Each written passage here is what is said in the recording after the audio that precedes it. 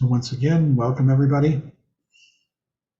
This is the course, The Buddhist Path of Awakening, and we've been working our way through the profound treasury of the ocean of Dharma, a 3-volume set of transcripts of talks, well actually an editing and a digest of those talks into these 3 volumes. These talks were given over 15 years, over a course of 15 years by Trungpa Rinpoche. Every year, almost every year, he took away a group of students, anywhere from 150 to maybe 250 students, for a period of 3 months. And in those 3 months, they practiced and they studied. And for about half the time, they were involved with study. And during those study periods, he lectured every evening. And these lectures were collected and digested into these 3 volumes. Each seminary was organized. The first month would be the Hinayana, or foundational teachings. The second month was the Mahayana, the path of the Bodhisattva. And the third month would be the Vajrayana. And so these 3 volumes are organized in that way. And we have completed the first 2 volumes, the Hinayana and the Mahayana volumes, and we are now making our way into the 3rd volume. It's called the Tantric Path of Indestructible Wakefulness. These are the advanced teachings, but you have to understand that the people who were coming were not yet Tantric practitioners. At best, they were Mahayana practitioners, most of them. And so he was giving them a view into what was coming for them, because after leaving seminary, they would begin to do Tantric or Vajrayana practice. And so these talks are not inappropriate for us. Many of us are in the level of the Hinayana and the Mahayana paths and about to embark on Tantric practice. Few people already have. So we are now up to chapter 10. And the section that he's been dealing with, he's been giving us, has to do with the relationship between the teacher and the student in the Vajrayana, which is somewhat, to say the least, different than it was in the previous 2 vehicles. Yana means vehicle. So we are up to chapter 10, the power of devotion, and what devotion means. He starts out by saying that in order to understand devotion, we first need to look at ourselves and understand who we are.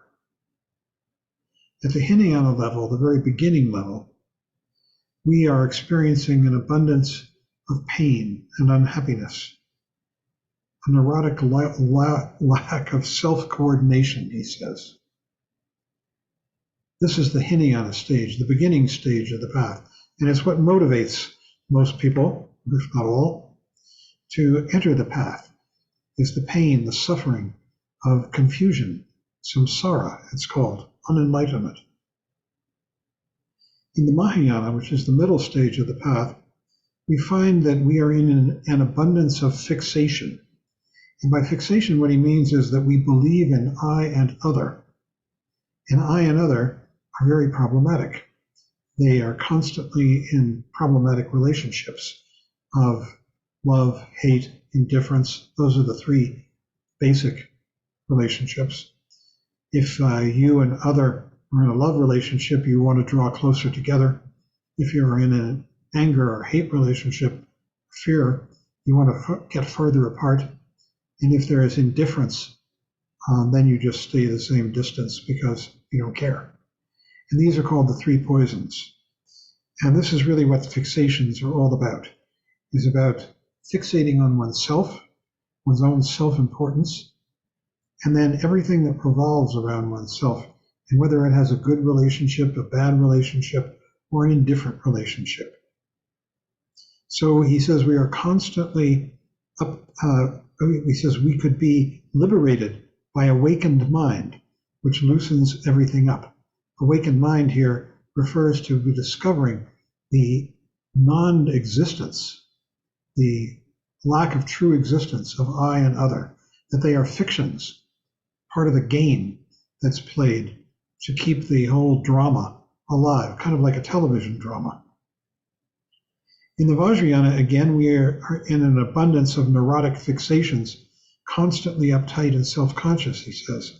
But we also find that we are more than that. We are terrified and fearful of the Vajrayana teachings, their profound meaning, and the subjects they contain, because it threatens the very existence of this sense of I, these teachings, in a very powerful way. This path certainly is the first profound stage, is the discovery of the non-existence of ego, of I. Then he goes into a section in which he says that fear is the ground of discovering sacredness. The experience of sacredness begins with fear and resentment and uncertainty, feelings that you are unable to understand the profound meaning. And we are told to sort of jump in and involve yourself in these practices. There is fear of the sacredness of them. In the Vajrayana, he says, we begin with experience, not logic, which comes after you have understood the experience. And the experience takes place initially between you and the Vajra master, you and the guru. And really what it amounts to, among other things, is the experience of extraordinary intimacy. And you know how it is when you're invited to be intimate with someone, there is fear of opening, fear of exposure, fear of consequences. And it's certainly the case with the Vajra master, the guru. They are expert at that kind of openness. In fact, they live in it, dwell in it all the time. And they are inviting you into it, expecting you to come into it, if you will.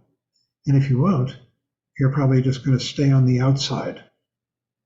Well, that coming into that kind of openness and intimacy can be very frightening.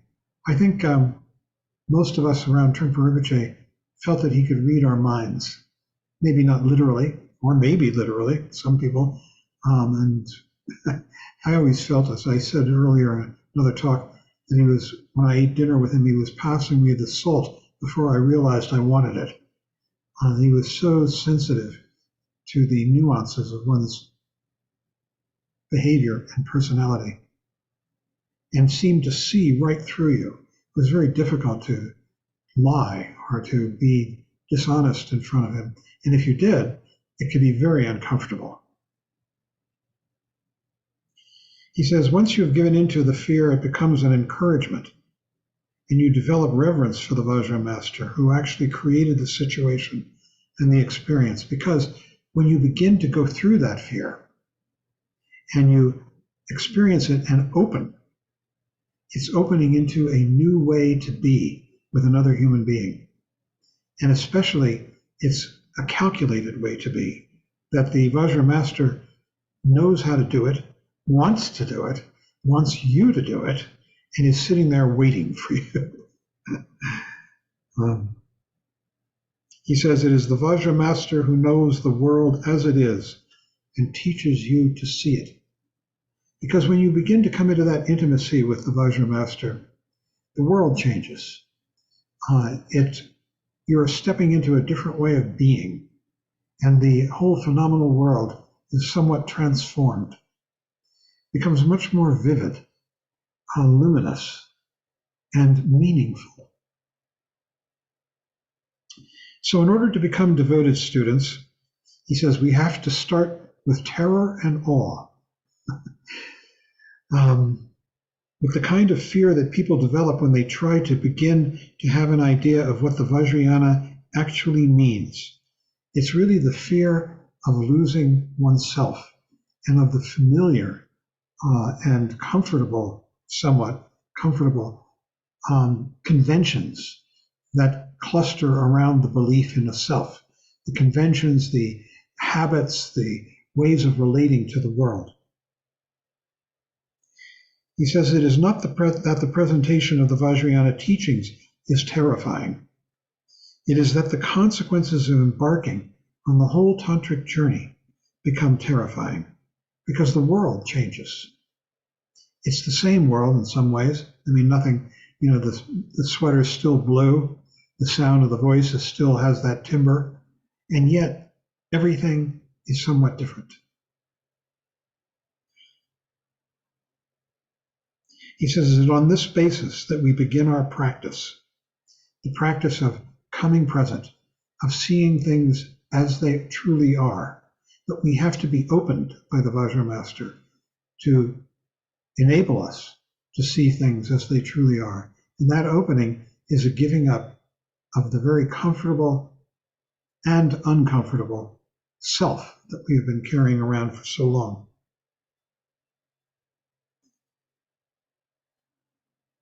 He says we are afraid of the sacredness of the Vajrayana. It's so open and true and real. We are exposed as sloppy, unwholesome individuals who are still carrying our handbags of habitual patterns and neuroses with us, which are so pathetic. Our habitual patterns, we do the same things over and over again, the same neuroticisms. Unwashed, we are smelly, shaky, nervous, untidy, and unwholesome. He says we feel dirty and unpresentable in the Vajra world. But in order to feel this way, we have to begin to actually see the Vajra world. It's the contrast that makes us feel so. I mean, if you're just around your buddies, everybody is in kind of an agreement to accept things as they are, to accept the neuroses, to accept the false beliefs, to accept the common ways of doing things. But when you get around the Vajra Master, she is not willing to do that. He says, you could shift your state of mind from dirtiness and unpresentableness, you feel you're so neurotic and confused, to awe and reverence. Awe and reverence for what? For the openness, for the confidence of the Vajra Master, of the Guru, and also for the extraordinary beauty of this world. Seeing that everything is sacred, holy, wonderful, colored, dignified, and powerful. You see the contrast between yourself and the Vajra world and begin to be awe-inspired by the possibilities of what you're stepping into. He says, regarding fear, fear of oneself is self-consciousness, and fear of sacredness is fear of other consciousness. But you might, when you first enter the Vajra world, pick up some reverence for the sacredness of the Vajra world and the sacredness of your experience itself. Because that's what the teacher does, the Guru, the Vajra Master. They introduce you to a world beyond doubt, beyond lack of confidence, beyond hesitation. And it's so simple and so vivid, extraordinarily vivid. That vividness is itself the sort of the manifestation of the sacredness. And then he gives this analogy. He says, when you walk into Buckingham Palace, there is fear of sacredness. I don't know if you've ever been in Buckingham Palace. It's pretty awesome.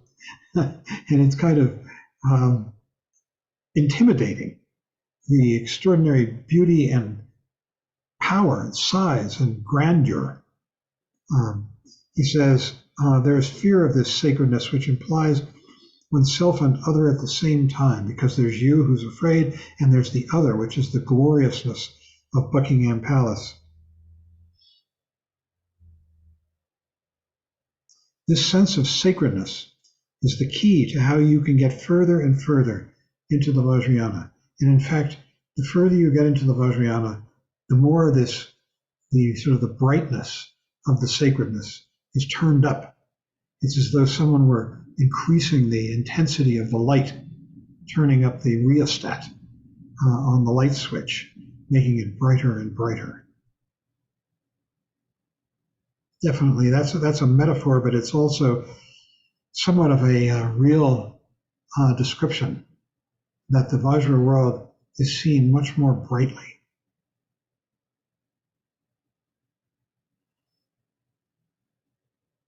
And then he says, this Buckingham Palace sacred world is created by the Vajra master and the lineage.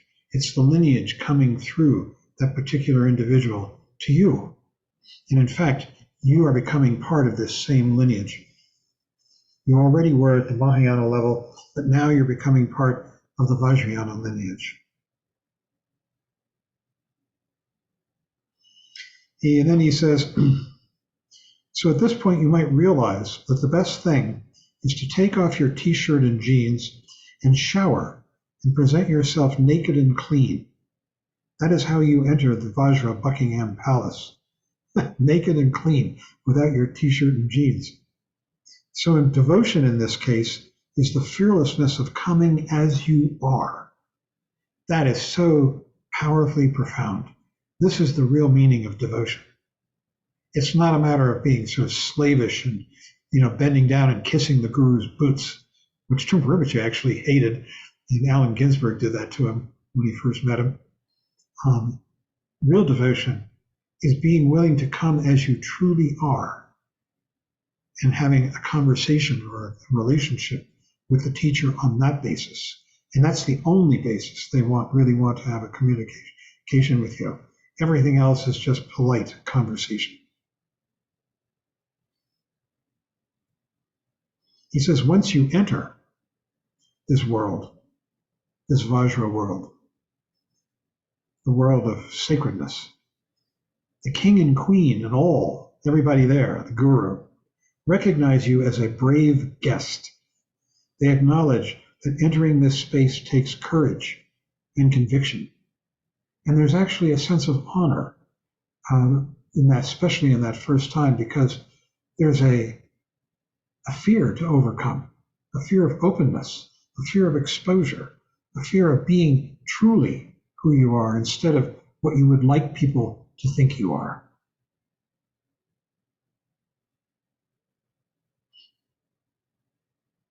And then he talks about awe, the space before the first thought.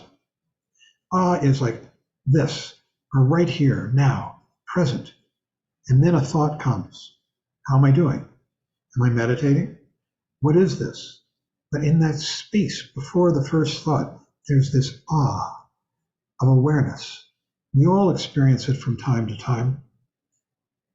It's the guru's job, the Vajra master's job, to point that out to the student so that they begin to recognize it. It's the true state. It's the state of true awareness and true being.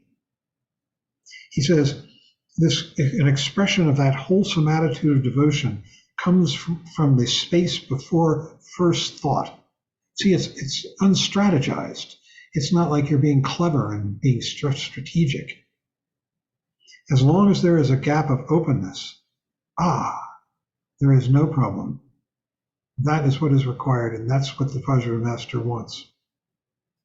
Then there might be a thought, which is at that point, so what? Experiencing the openness of awe leads to reverence for the Vajra master who created your awareness of this situation. Reverence, gratitude, awe that this person can do this, it's magical. Your experience of awe could be sparked by anything. He says it could be like the opening of a Japanese fan. And he used to hold the Japanese fan while he spoke and flip it open like that. And then you might be startled into that space, that experience of awe before the first thought. Then you see the fan as fan, which is the second stage. Then you say, oh yeah, that's a Japanese fan. That's the second stage. And the first experience of devotion occurs just like that. He says, from that experience of openness with the Vajra master at the beginning of the Vajrayana path, that is so key. This is what really the entrance into the Vajrayana path is. This experience of complete, utter openness and exposure, honesty, self-exposure, not like you're tearing your shirt off, because that has some stratagem to it. It's like you want to get something. It's really a matter of just willing to be who you are with the teacher. So from that experience of openness at the beginning of the Vajrayana path, you keep doing it on the spot.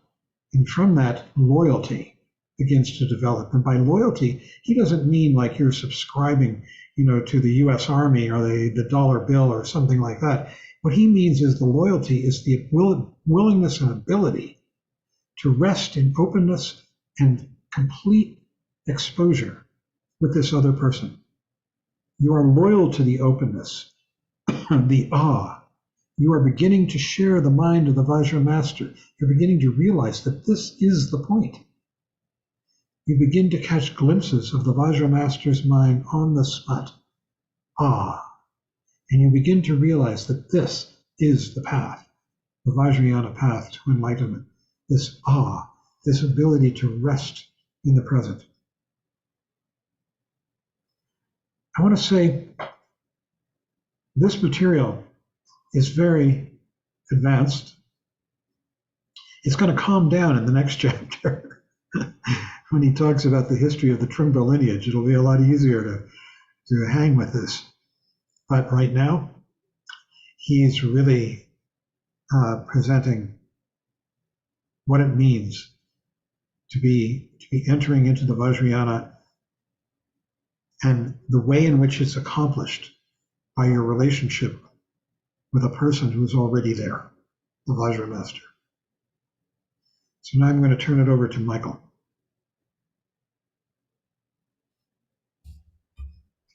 Okay. Thank you, John. Whenever I present, but tonight in particular, I'm always humbled by the opportunity. And what I hope to do is to share with you what's been so helpful to me, precisely because it's been so helpful to me in terms of understanding something about these teachings. And I want to begin with actually making one of the points that John made that was in the text, where Trungpa Rinpoche says, in the Vajrayana, we begin with experience, not logic. We only use logic after we've understood the experience, after it has actually come to seem logical to you. And so to that end, for just a moment, I'd like us to find our breath, not catch it as something that we could actually hold on to, but find our breath, take a good posture, upright but relaxed, and take a moment just to relax into simplicity, here and now. Settle into stillness.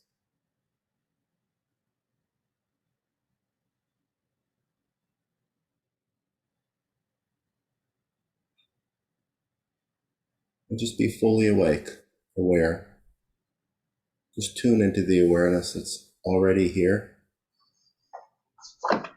We could be created. We just recognize and relax into it.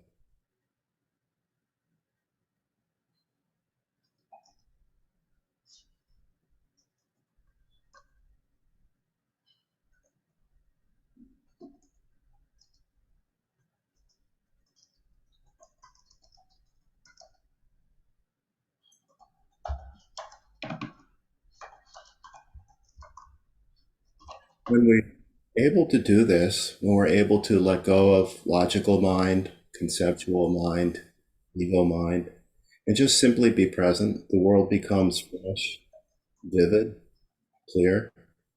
And this is what the Guru points out to us. We just simply can recognize that.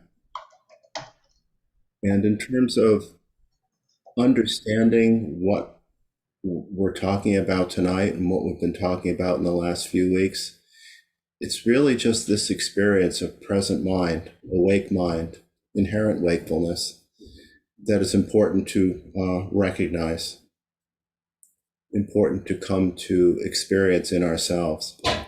And that's going to come up over and over again in the rest of this chapter. I wanted to just say something else too that kind of goes along with the notion of what was talked about earlier about fear of the Vajrayana, which I think for most of us tends to manifest most clearly as uncertainty or some kind of doubt about ourselves. And again, as Trungpa Rinpoche said, it's not the presentation of the Vajrayana teachings that's terrifying. It is that the consequences of embarking on the whole tantric journey become terrifying. But it's on the basis of that terror and fear, that unwillingness or uncertainty about giving in, that we begin our practice. So that's where we're at. We're at that point of facing our unwillingness, our uncertainty, our confusion, and looking at our unwillingness to give in. And with the presentation of the Vajrayana, I'm remembering a metaphor that I read in something in the past. I cannot remember what. But the basic idea was that sometimes the brighter the light, the darker the shadow. And so what happens is we begin to understand something of what the Vajrayana asks of us. Sometimes our fixations and our hesitations become that much clearer as well. And so again, it's on the basis of that terror, that fear, which again may manifest as just uncertainty, hesitation, that unwillingness or uncertainty about giving in, that we begin our practice. So the next thing that Trungpa Rinpoche talked about in the chapter was one of the Tibetan words for devotion, which is mogu, which is joining together of longing and respect. And he said this can be in Tibetan divided into two aspects, mopa and kupa. That mopa is a word that means longing or wanting, and kupa means humility, respect, and being without arrogance. And it's these two together that create mogu, that allow us to experience mogu. So with kupa, he says, we're not pretending to be somebody who's reached a higher level. So in devotion, longing and humbleness are put together. And it's that state of mind that brings openness to the teacher and to the Dharma. So that it's humbleness, humility, some recognition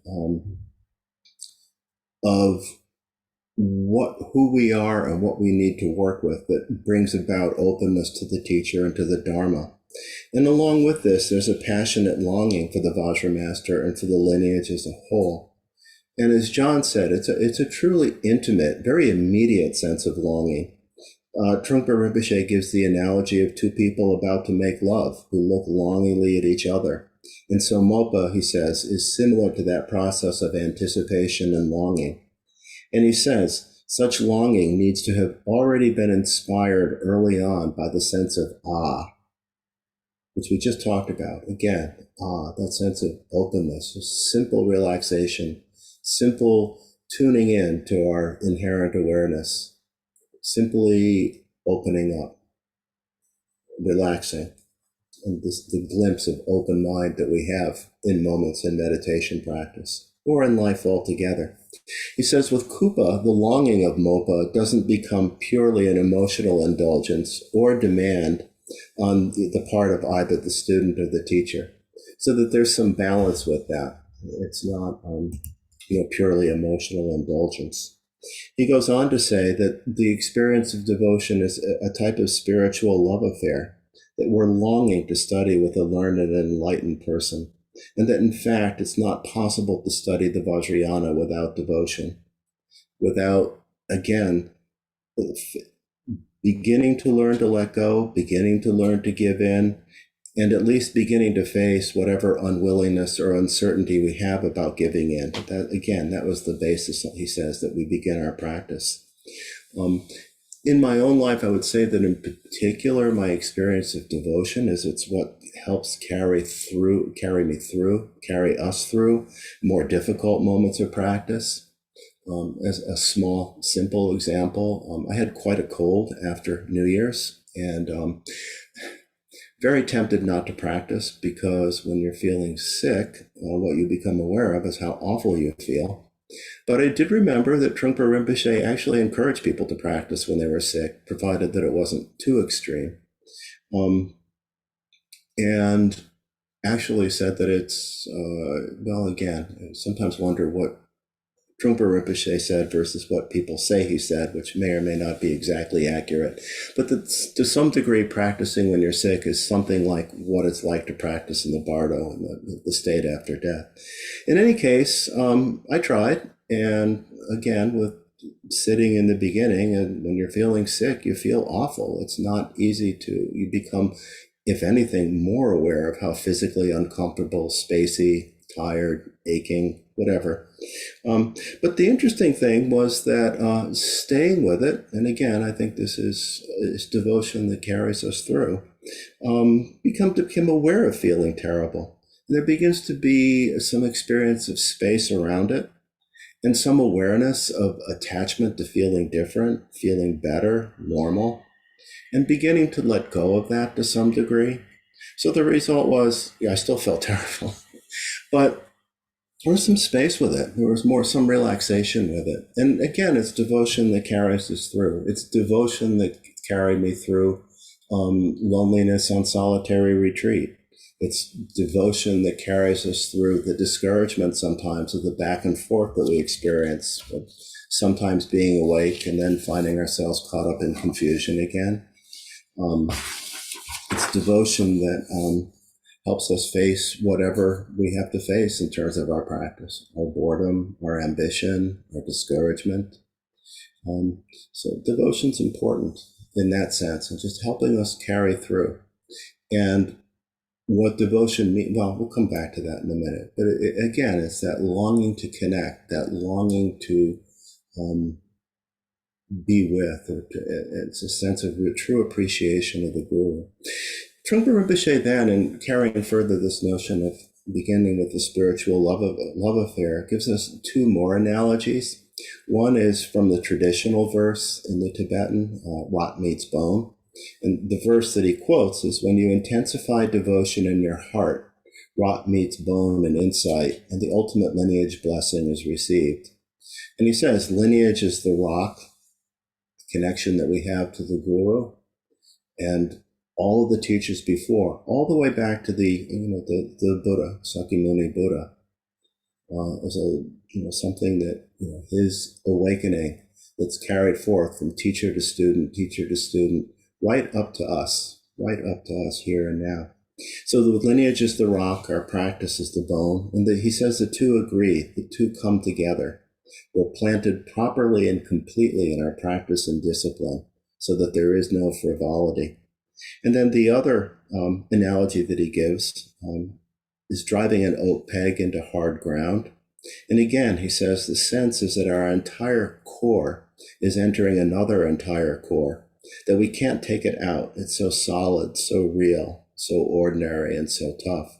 So that through devotion, through our practice, through our study, through our appreciation of the Guru, our appreciation of the teachings, and from a very immediate, very real, very heartfelt connection, there's a real solidity that develops to our practice, to our experience,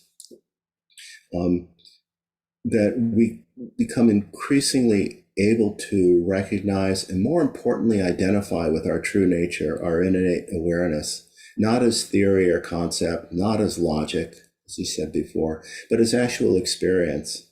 This is very much like the lines in the Sadhana Mahamudra, where we're told to be decisive, know what is, see clearly. Those are the three kinds of confidence. And before I go into the last section, I want to actually share some material from a talk on devotion that was given by Khandro Rinpoche, because I think it parallels and exemplifies exactly what we've been talking about tonight. What Khandro Rinpoche, what she said was that that devotion begins with tepa, which I'm not sure I even have the transliteration of the Tibetan right, but generally tepa, which I'm not exactly sure how to spell it, but tepa, which is generally translated as confidence or faith and devotion. Tepa carries an emphasis of being a constructive and pure emotion that clearly perceives the object it beholds. An emotion that clearly perceives the object that it beholds. So I think we're going back to what Trungpa Rinpoche said, the ultimate lineage blessing is received, which is to recognize and identify with the true nature of our mind. Clearly perceives the object that it beholds. In this case, it entails clearly perceiving the qualities of the guru. Then, through the teachings, the guru allows the student, us, to see those same qualities within ourselves. So it involves seeing the guru's qualities and seeing those same qualities in oneself. The student depends on the guru to be introduced to and recognize these qualities. Clearly seeing the qualities of the guru and seeing them as inherent in oneself is the essential quality of guru yoga, joining with the guru. It is not an acquired concept, but is a natural recognition of the qualities that are the same in the guru and oneself. Then she says we need to nurture those qualities through diligent study and practice. And finally, we have mogu, which we just talked about, which she defines as to admire, to long for, or humble respect, which is what we just talked about. And she says that this is fruitional, that when one truly practices meditation, it's impossible not to be struck by the brilliance of one's Buddha nature and to have gratitude to the guru for pointing out one's inherent nature. We're struck by the brilliance of recognition, and so natural longing and admiration for the guru arises. When that admiration arises and we're really struck by the blessings of this recognition, it is humbling to ego, and that is a perfect moment to let go. So it begins by first clearly seeing qualities, then nurturing what we see through our practice, until when that practice self-reveals the magnitude of what we have received from the guru. That is supreme devotion. So what Trungpa Rinpoche talks about in the final section in this chapter, and I think exactly the same as what Khandro Rinpoche said there, is unrequited love. That it's the unrequited love for the guru, unrequited love for the teachings, unrequited love for the lineage, unrequited love for the practice. And again, what this comes from, what allows us to begin to have the experience, I'll quote again one of the lines that John read to us. So the perception of sacredness comes from the mind's experience of contrast. And the example, the two examples that Trungpa Rinpoche gives here really summarize very clearly my experience of meeting with Trungpa Rinpoche. When you first meet the guru, you've been making your living by cheating everybody. But the Vajra Master's way of becoming wealthy is by being genuine all the time. So we have a revelation. Previously, we thought we could not actually become rich except by cheating. And then we find somebody who's done the opposite. They become rich by being genuine and honest. This is the meeting of different minds. And I think just as John said that when you were in Trungpa Rinpoche's presence, you would feel exposed, open, and you really had that sense that this was a different way of being, and that he did communicate that this is something that was possible for us as well, that it was something that was in us that could be revealed to us, that we could uncover, again, through practice, which he always urges to do.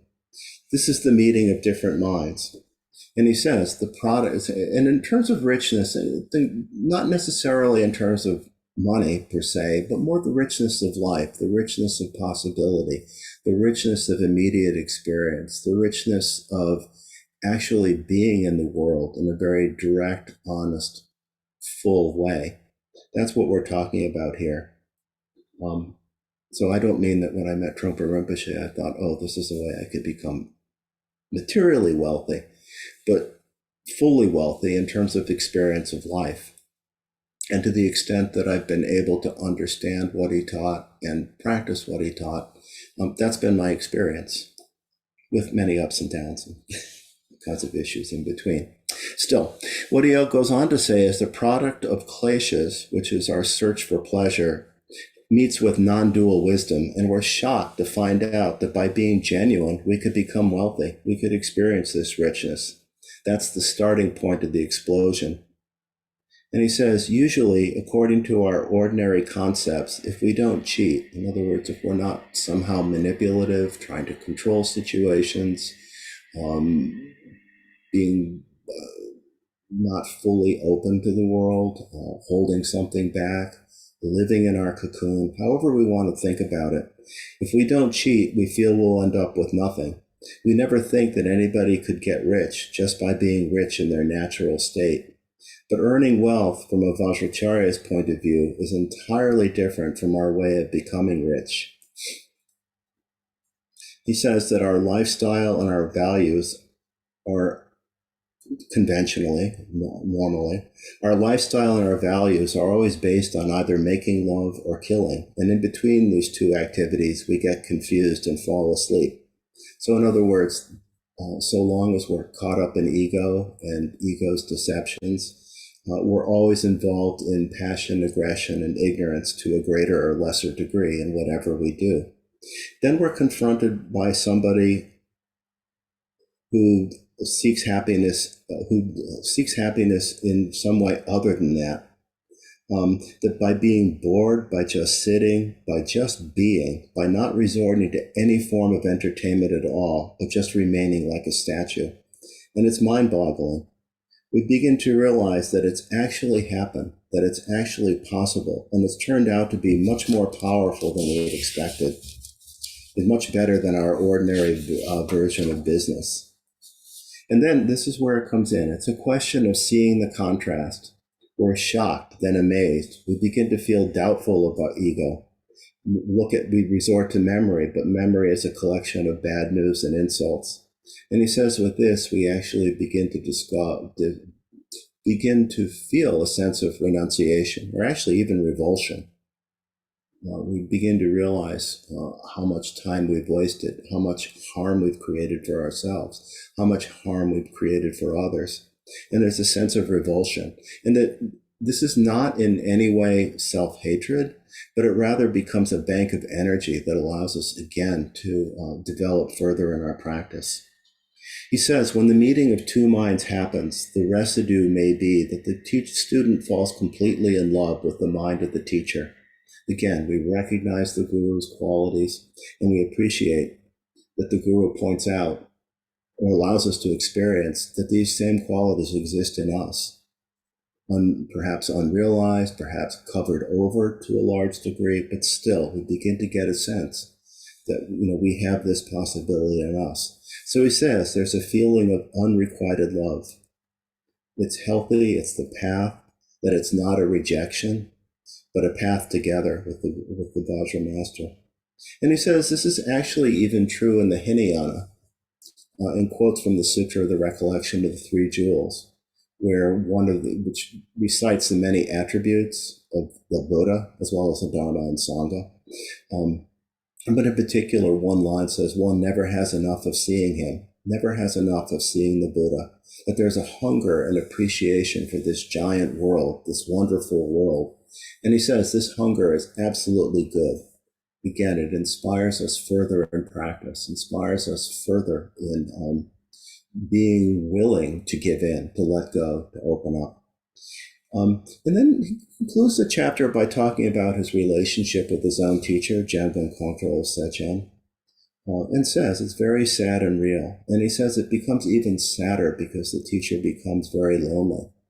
And with this, I actually wanted to read a poem from his book, First Thought, Best Thought. We've got mirror reverse. Which I think he expresses, gives us a sense of what this loneliness is about. It's a poem called The Doha of Confidence.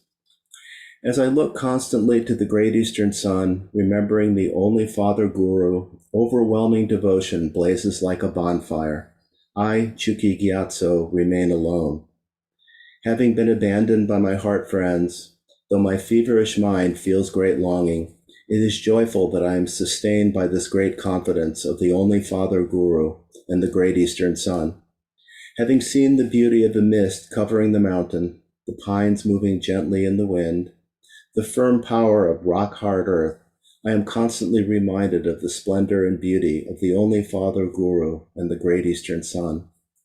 Wildflowers extend everywhere, on mountain meadows filled with the sweet smell of fragrant herbs, seeing the gentle deer frolicking from place to place. I constantly remember the compassion and gentleness of the only Father Guru and the Great Eastern Sun, fighting enemies in the chasm of love and hate, having sharpened the weapon's point of joy and sorrow, hope and fear. Seeing again and again these cowardly hordes, I take refuge in the sole confidence of the only Father Guru and the Great Eastern Sun. Fatherless, always dwelling in foreign lands, motherless, not hearing the speech of my own country, friendless, tears not quenching my thirst, remembering the warriors of the father and mother lineages, I live alone in the sole blessing of the only Father Guru and the Great Eastern Sun. So there's loneliness. He says that he really would really love to have his teacher see his students now, have Marpa actually even see what's happening now. And I had a sense of that myself. I mean, it would be wonderful to see him yet one more time. In any case, he says that this kind of unrequited love that we have for the teacher, for the teachings, for the lineage, for the practice, can make us feel quite satisfied. We can become intoxicated on our unrequited love and also inspired.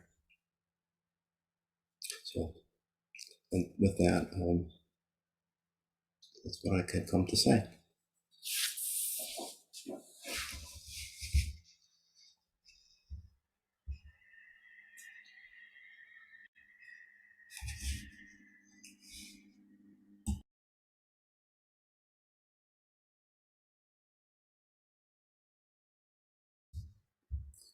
So I guess at this point, we're open for discussion and questions and comments.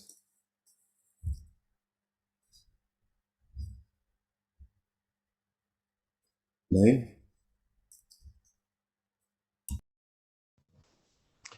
Thanks for the talk. There's a lot you said that clarified things for me, but I'm still having difficulty with this idea of fear. My impression is that Trungpa Rinpoche may have been speaking to people who entered the Vajrayana earlier on in their path, because after going on 35 years of practice, I have much less fear than I used to have. Of course, I still experience the humility that he's talking about in relation to the fear, but there's not so much fear that accompanies that humility. Also, earlier on in my path, before I started practicing Buddhism, I had a kind of naive, idolizing relationship with my teacher. And I just love the idea of having the spiritual friend that I encountered in the Mahayana. There's something I really appreciate about that relationship. It makes having a relationship with a teacher much more, I don't know, more pure in a certain way. And I hope I don't have to give that up. I'll just leave it at that. I think that's enough for you to comment on. I appreciate it. I think you're right. I mean, it's important to keep in mind, yes, when he's presenting these talks, he's talking to people who have not yet begun the Vajrayana, but are on the edge of doing so, which is something like stepping off a cliff, and that you don't know exactly what you're getting into. My experience with practice, sometimes it's easy to let go, and sometimes I find myself hesitating on some level or another. But in terms of fear, what you said reminded me actually of when the 16th Karmapa came to Boulder in 1980, where participated in a group audience with him. And his answers were very short to people's questions, but right to the point. And somebody brought up fear of teachings, fear of the guru. And his answer was very short and simple: learn to fear samsara instead. What did he say? Learn to fear samsara instead. Okay. Hi, I'm Joanna. I just started taking this class, and I really I'm appreciative that that I'm taking this. The fear I had, I've been studying with His Holiness Sakya Trism for quite a number of years, and I jumped ahead and took this master class that was completely over my head in Tantra, and I was terrified. I had to stop before the last class because I just didn't feel like I was getting enough support, and I wasn't quite knowing. I don't know. I just had a lot of fear. And reading this chapter and what you've been talking about really, really helped me, because I thought, oh my gosh, is there something wrong with me? Am I not understanding it? But I did realize it was quite over my head. But then now I realize how much I learned. And listening to this about the fear, I never thought about it as it's an obstacle to get you to another place. And then one other thing I wanted to say about, when the sadness of passing on, I just get the feeling, or I've had the experience, if my teacher is always with me, no matter what, even if I'm not speaking to them, even if they're, they're gone, they passed away or something. So that's that whole part with that. Oh, you muted yourself right at the end there. Well, I guess the part about the loneliness, I wasn't quite clear, because my experience has been, whatever teacher I've had, regardless if I see them or they passed away, they've always been with me. So I don't feel that kind of loneliness, but maybe I'm misunderstanding what you meant by that. Well, to some degree, it's that sense of, as like he talks about, with a sense of unrequited love, of always wanting something more, wanting more. In one sense, yes, I do feel, especially when I practice, I do feel like he's still here with me, but it's not, a conversation exactly, and yet in another way it is. So I think it's difficult to explain. It's not a logical thing at all. If that's the best way to put it. Maybe John could say something more. I just find myself missing him, and wondering if in death I'll meet him again. There are all these teachings about finding the guru in the bardo, and I have no idea. But I have such regrets that he's gone, and wish he were here. And those regrets are only intensified when I'm in retreat.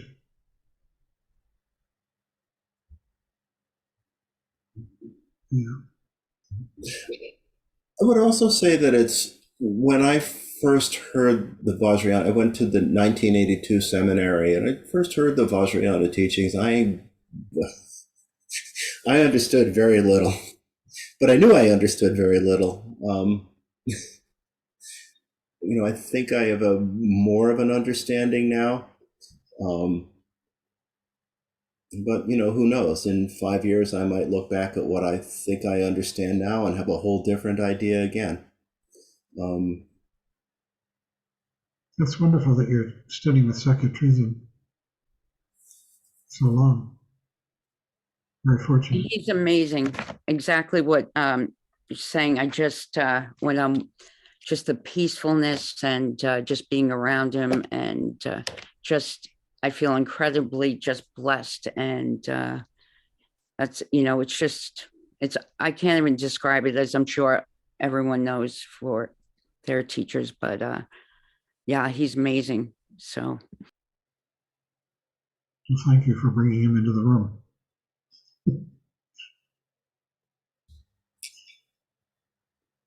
Linda? Yes, I'm very new to Buddhism, and this is a brand new experience for me. All I know is I showed up one day with this group online, and life just started to go in a different direction. But all this conversation really ties into the thought I was having as Michael was speaking. So I want to ask the question, is it average or normal or to be expected to sense the presence of another person in meditation, and also to sense love from them?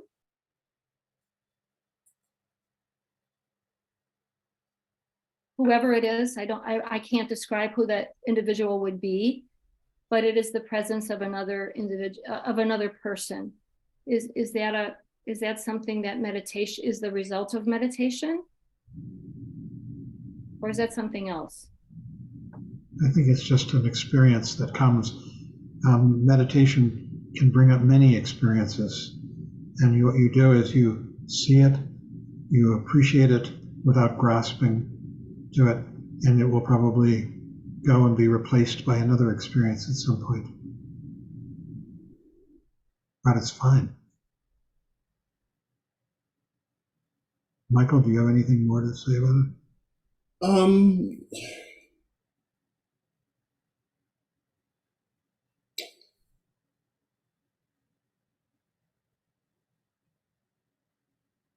I think with meditation, we can take the instructions fairly literally in a certain sense, which is that we're open to whatever we experience without grasping and without rejecting.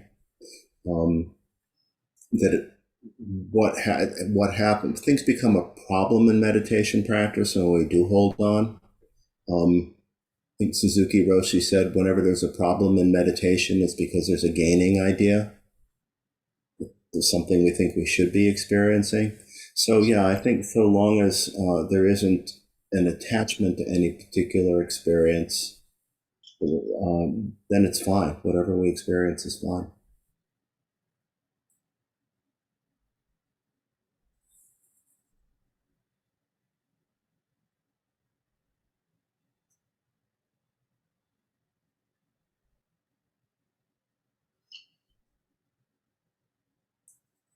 Yeah, I think that very much what the Vajrayana master is teaching us to do is to dwell without clinging or grasping in centerless space, is one of the phrases. And really, we're being led into a very different way of being and understanding in this world.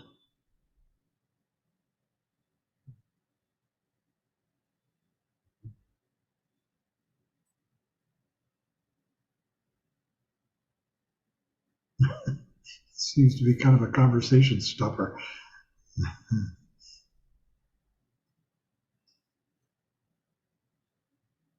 Can I just say something about that specific experience?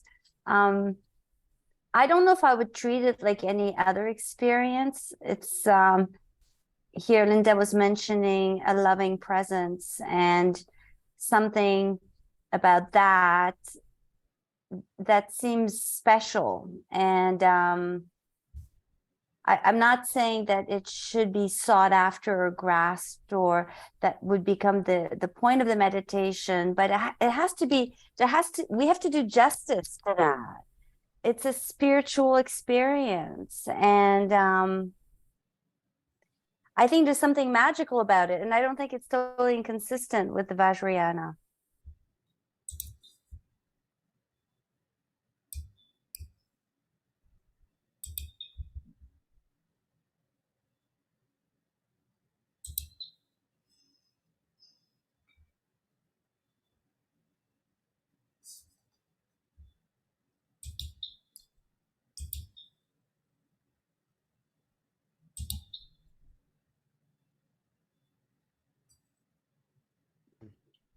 A comment on that too. I wonder if it's it should be treated like any of the cities. If you have some kind of a special ability or something that comes along when you get to higher states of consciousness or awareness, I always understood that you can embrace them. You don't have to push them away, but also not get attached to them. And and possibly Linda had an experience something like that. I guess I'm agreeing with Miriam. Mhm. Thanks. Thank you, Meg.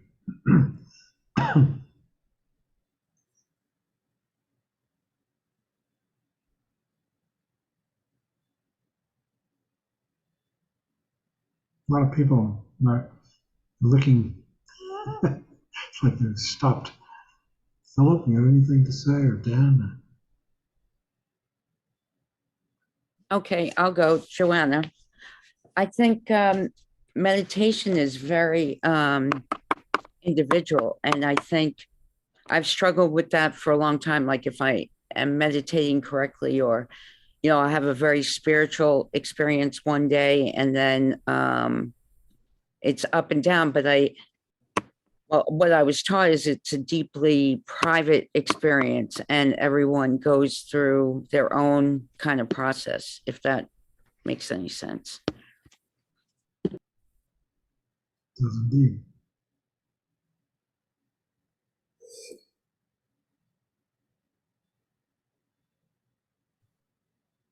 Good. Philip. I would say, if I could, and this is in response to what Linda has initiated, that there probably are no words to describe what exists beyond ego that we occasionally experience. But the best words I can come up with that for right now is that that would be in the nature of love. Not necessarily love itself, but in the nature of love. When everything else is gone.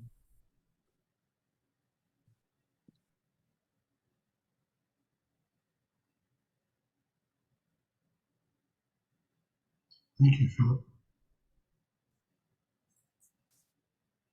I think that's certainly a big part of it. You put different names on it, that love. It's called bliss sometimes. But there are other things as well that come along.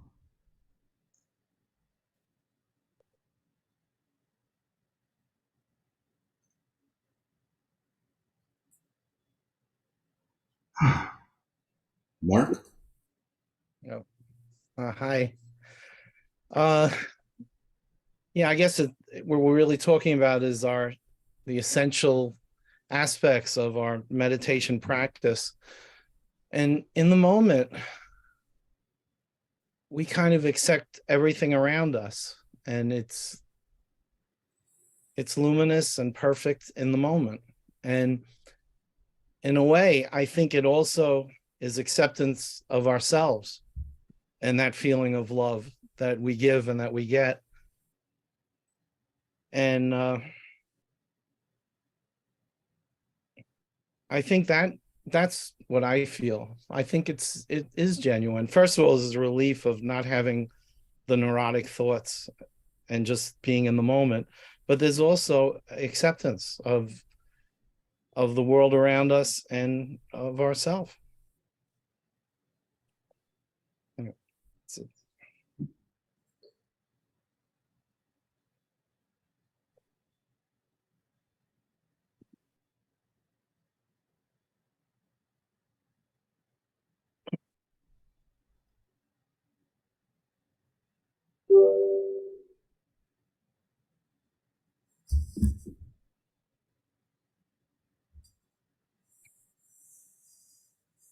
Shinyi, can I put you on the spot?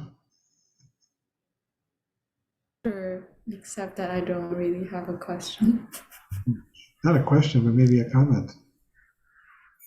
Observation. I don't know. I feel per se I find it a little bit difficult to relate because I don't really feel I have a Vajra master, so it's kind of imagining what's the experience like for you guys and something to look forward to. I guess I do feel sometimes that sense of openness and love with the lineage. But yeah, like it's, you know, it's something beyond where I am now. So it's like trying to make sense of it. Okay, that's all.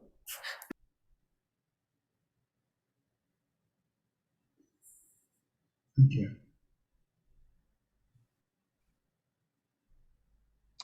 I have another comment I can contribute. Really appreciated something that Michael said, how devotion carried him through. Well, it ignited his practice, even though he was sick, because I'm going through kind of a difficult spot myself, and I appreciate it. I appreciate the reminder of my devotion to practice and to return to that and not let my obstacles interfere.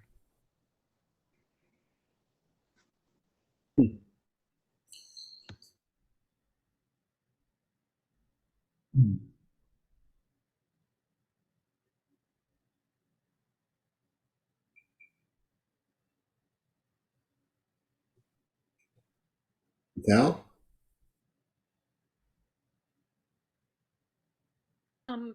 Yeah, thank you very much for these insights. Yeah, it's the grasping. I particularly appreciate what you related about the Karmapa, saying, be fearful. Sorry, be more fearful of samsara. And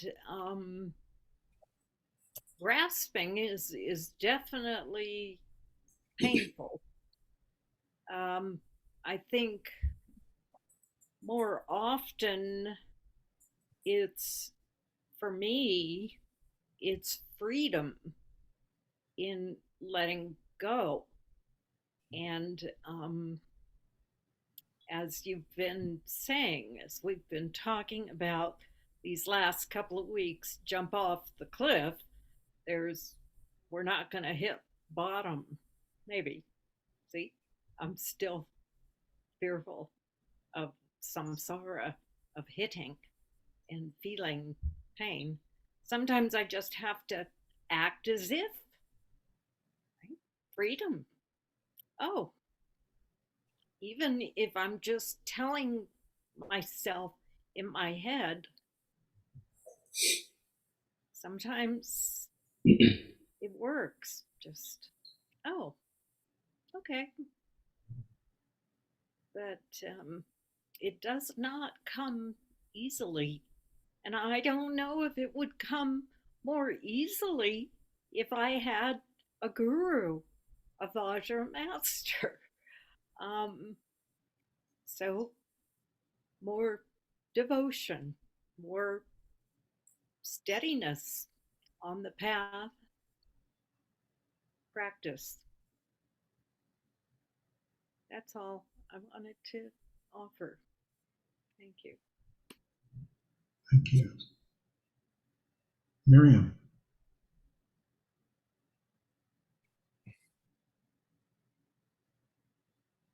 You're muted. Okay, here I was wasting more time. I felt bad about speaking a second time, but something occurred to me in the whole sort of emphasis on fear and appearing naked before the king or the guru.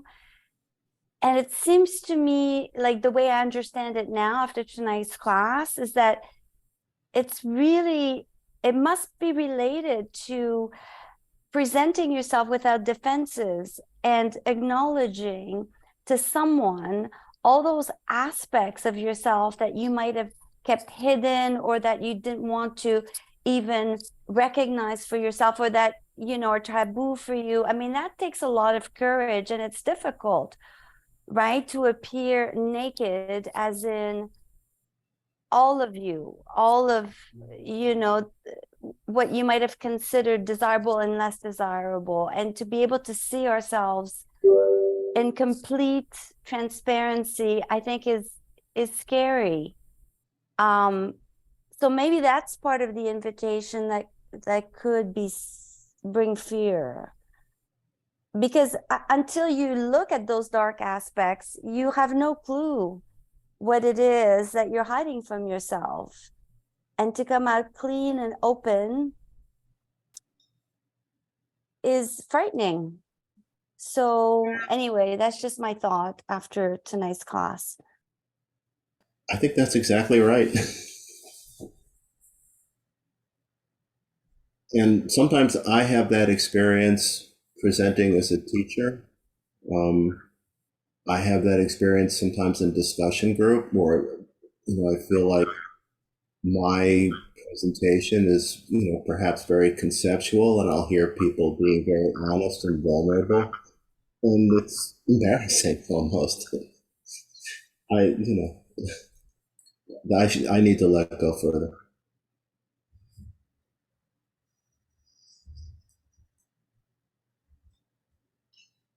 But I think too that it's not.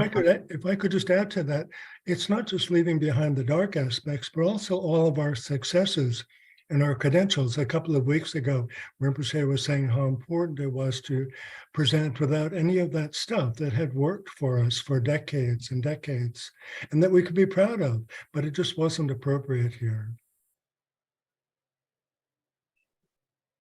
Yeah, and it's not like you have to strategize the relationship with the teacher. If you try to do that, it'll go awry. But rather, it's not like you have to sort of tear open your shirt and reveal all the things that you can think of that you're ashamed of or don't want to reveal or afraid of. It's rather that you are completely willing to be honestly and openly responsive to the conversation as it happens in the present moment, without any stratagem or mask. But that doesn't mean that you are going to tear open your shirt. The teacher doesn't want that. The teacher wants is genuineness in response to what he or she is offering. Well, may I ask something? I'm wondering, what you're describing sounds to me like being in therapy with a really good therapist. And I'm wondering, what's the difference between a really good therapist that you're committed to and a Vajra master? Because you don't go to a Vajra master, well, you might, but ultimately, once you begin to get into the relationship with the Vajra master, it's not a relationship of trying to get something. If you're trying to get something, some cure or some result, that will just screw up the relationship. Really, it's a matter of friendship, deep friendship, maybe even love, openness, to incredibly honest communication beyond even trying to be honest. Wouldn't you say, Michael? I think so. But there's some, I understand, I can see where you're seeing the similarities, but there's a sense of no barrier, no boundary, I think, in relation to the teacher. And in that sense, it's very different. But, again, it's, in terms of therapy, it comes down to the skill and presence, really, of the therapist. Rinpoche sometimes talked about psychology. He would say, on the one hand, that Buddhism will come to the West as a psychology, but then other times he would talk about psychology as the sixth skandha. As what? Sixth skandha.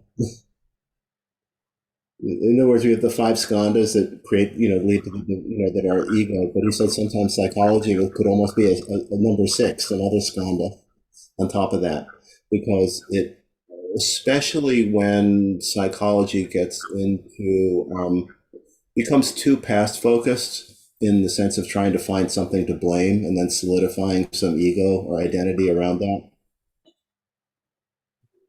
I don't think a really good therapist would do that, but sometimes it seems to function that way.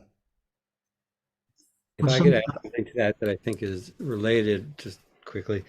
Also, I think it is an interesting point, Meg, but also you don't go to a therapist to realize selflessness, right?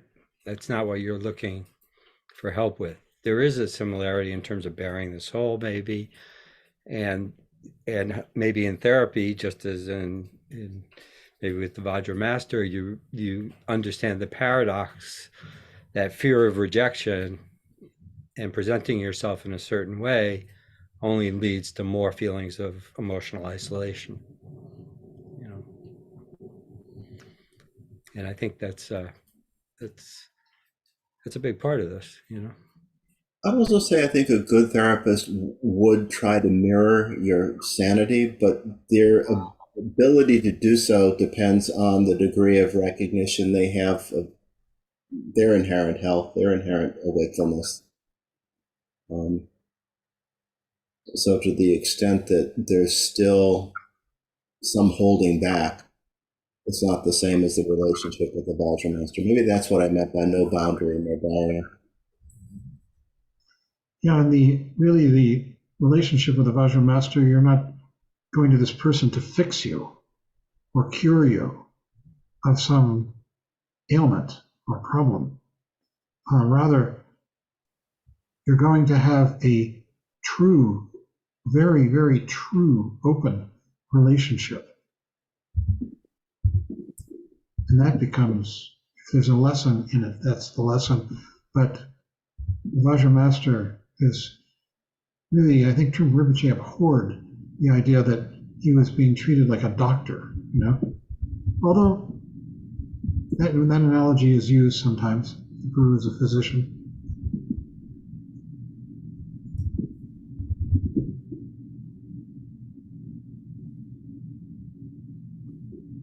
It's all about being real instead of trying to get some result. Utterly, utterly real. Being opened up to that.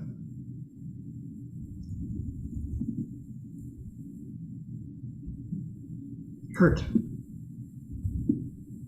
Yeah, I'm going to step back into the fear piece, and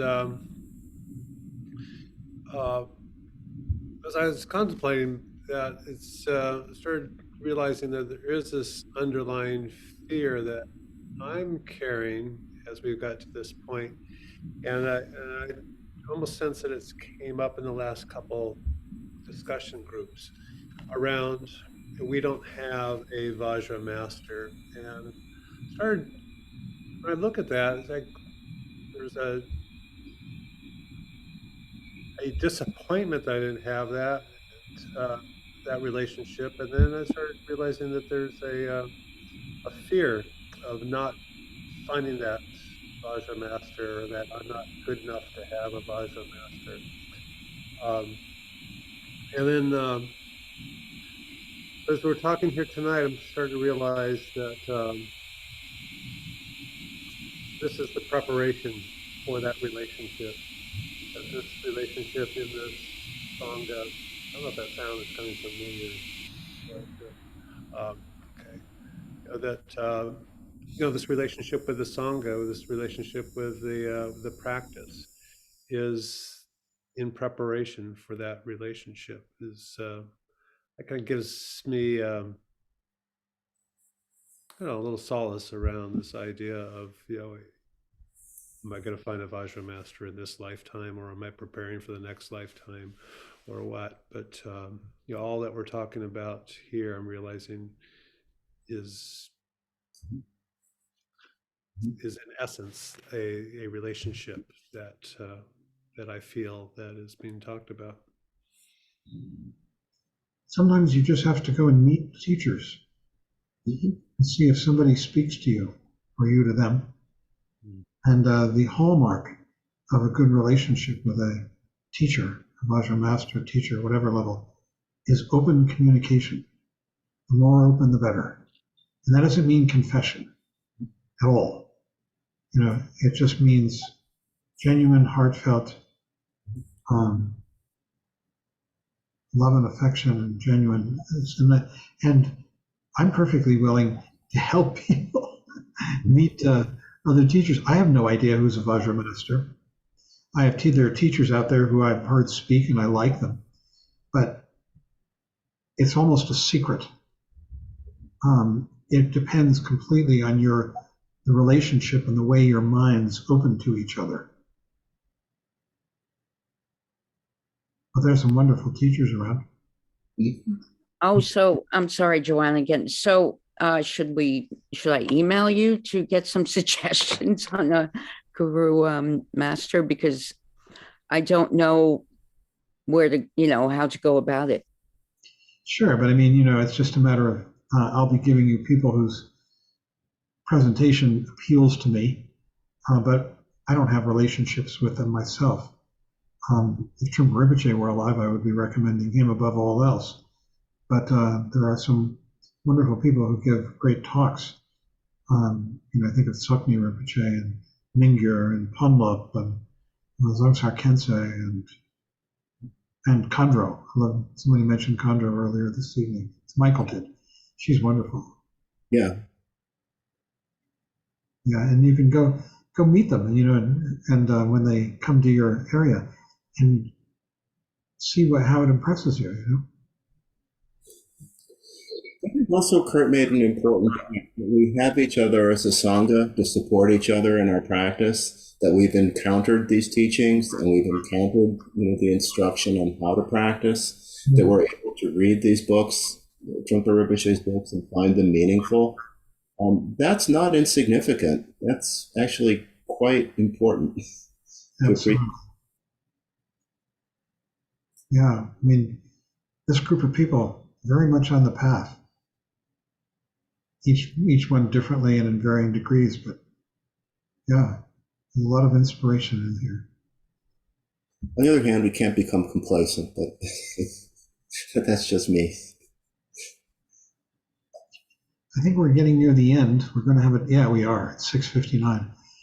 So we ought to close, and we'll close with the dedication of merit. Who's leading right now? I've forgotten. Michael. No, it's not. It's me. But also keep in mind, people, that we do have the discussion group tomorrow, right after sitting at 7:30, and everybody's welcome to come. Right. Okay. It was a good discussion tonight, too.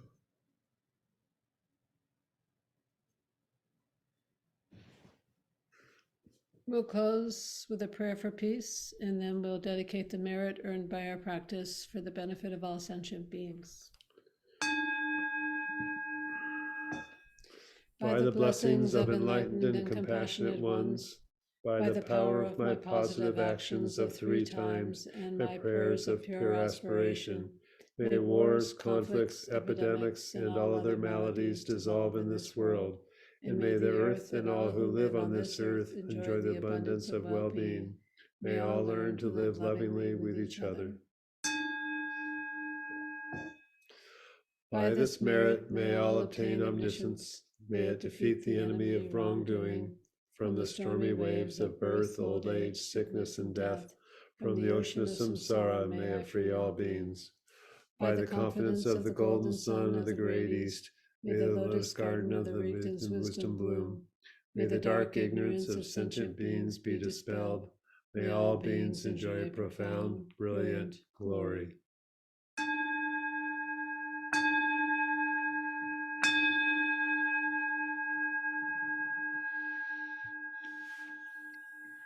Thanks, everybody. Thanks, everyone. Thank you. Thank you, everyone. Thank you, everybody. Thank you. Good night. everybody. Thank you. Everyone. Thanks, Michael. So much, everyone. Thank you. Thank you. Thank you. Nice to see you, Judith. Thank you.